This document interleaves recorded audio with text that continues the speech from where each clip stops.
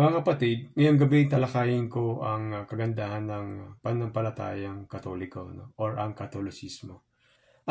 Sa Katolisismo, ang relasyon sa pagitan ng tradisyon, ng kasulatan at ng magisterium ay fundamental. Ang tradisyon ay tumutukoy sa mga aral at gawi na ipinasa mula sa mga apostol na hindi lang nakadepende sa kasulatan. Ang magisterium naman ay ang otoridad sa pagtuturo ng simbahan, ang nag-interpret ng parehong kasulatan at ng tradisyon. Ayon sa De Verbum, ang ikalawang konseho ng Vatican, ang parehong kasulatan at tradisyon ay nagmumula sa iisang banal na pinagmulan at dapat tanggapin ng may pantay na paggalang. Naniniwala ang mga Katoliko na ang simbahan sa pamamagitan ng magisterium ay nag-iingat at nagpapaliwanag ng salita ng Diyos, na tinitiyak ang kanyang kadalisayan, no? At accessibility.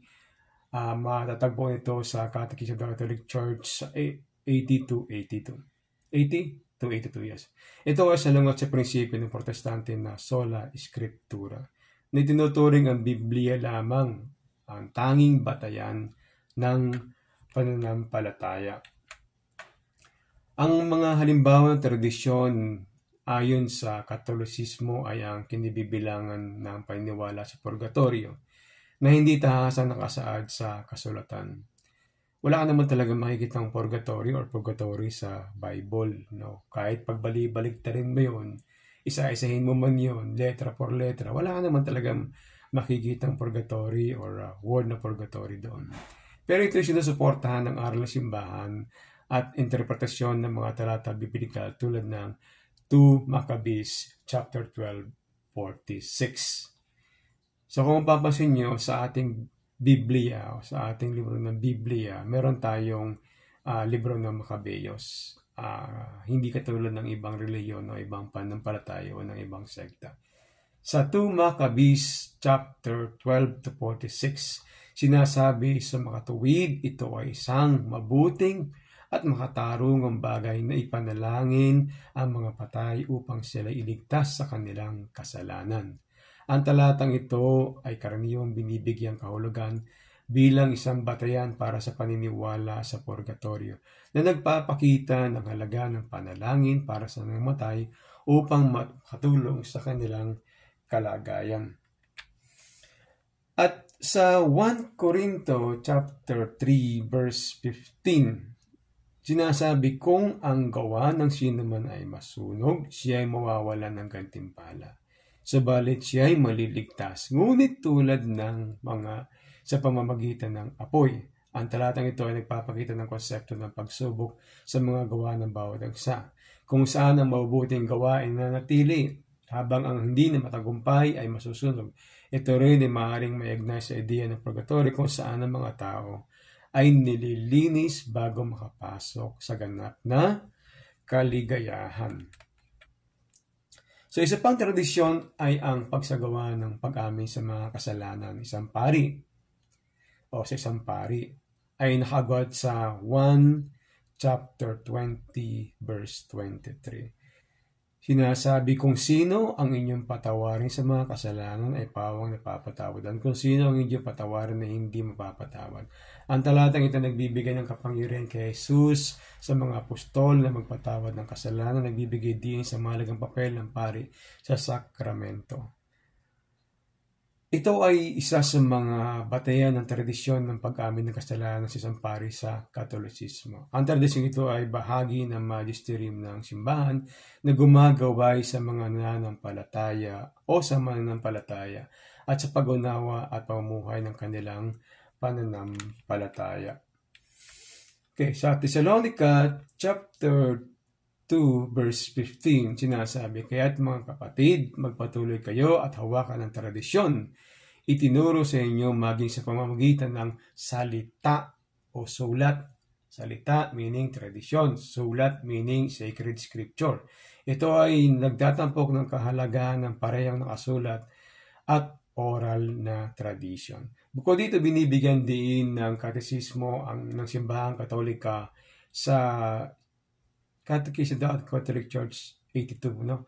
Na ang banal na tradisyon, banal na kasulatan ay magkaugnay at nag-uusap sa isa't isa. Ang magisterium naman ay nagmula sa salitang Latin na magister na nangangahulugang guro, ay tumutukoy sa otoridad ng pagtuturo ibinigay ni Kristo sa simbahan. Ito ay metro ng pangunahing aspeto, ang otoridad mismo. Ang mga taong gumagamit ito ay ang Santo Papa at ang mga obispo na nakikipag-isa sa kanya. At ang katawan ng mga aral ay pinamamalita. Ang magisterium ay maaaring ordinaryo o pinasangkutan ng mga karaniwang aral o pambihira ang nagsasakot ng mga solemn na definisyon tulad mula sa mga ekonomikal na konseyo o papal infallibility. Matatagpuan ito sa Mateo chapter 28 verse 19 to 20. Sinasabi, kaya't humayo kayo at gawin ninyong alagad ang lahat ng bansa. Bautismohan sila sa pangalan ng Ama at ng Anak at ng Espiritu Santo. At turuan silang sumunod sa lahat ng mga bagay na inuutos ko sa inyo. At narito ako sumasa inyo sa lahat ng mga araw hanggang sa katapusan ng panahon. Ang talatang ito ay kilala bilang dakilang Diyos na nag-uutos sa mga alagad na ipalaganap ang Ebanghelyo at itatag ang nag-uutos sa alagad na ipalaganap sa lahat ng mga bansa na nagbibigay din sa misyon ng simbahan at sa kanyang papel sa pagtuturo at pagpapahayag ng pananampalataya. Sa 1 Timoteo chapter 3 verse 15, ngunit kung ako'y mahuhuli upang malaman mo kung paano mo dapat pangasiwaan ang bahay ng Diyos na siyang iglesia ng Diyos na buhay, ang haligi na saligan at katotohanan. Ang talatang ito ay nagpapahayag ng kahalagaan ng simbahan bilang bahay ng Diyos at kanyang papel sa pag-iingat ng katotohanan. Ipinapakita nito ang responsibilidad ng simbahan kasama ang magisterium sa pagtuturo at pagpapahayag ng mga aral ng pananampalataya. Ang ordinaryo at universal na magisterium pinasangkutan ng mga obispo sa buong mundo na nagtuturo sa pagkakaisa ng Papa. Ang otoridad ito ay sisiguro sa pagpasa ng paliwanag, banal at pagpahayag at nagkukumpleto sa kasulatan. Matatagpuan ito sa Katekismo Simbahang Katolika 85 to 87. Okay. So again, dito malalaman natin na nauna ang simbahan kaysa sa Biblia. Kung babalikan natin yung sinabi kong talata kanina, so tayong Katoliko, pasalamat tayo dahil meron tayong mayaman, at mayaman at magandang pananampalataya.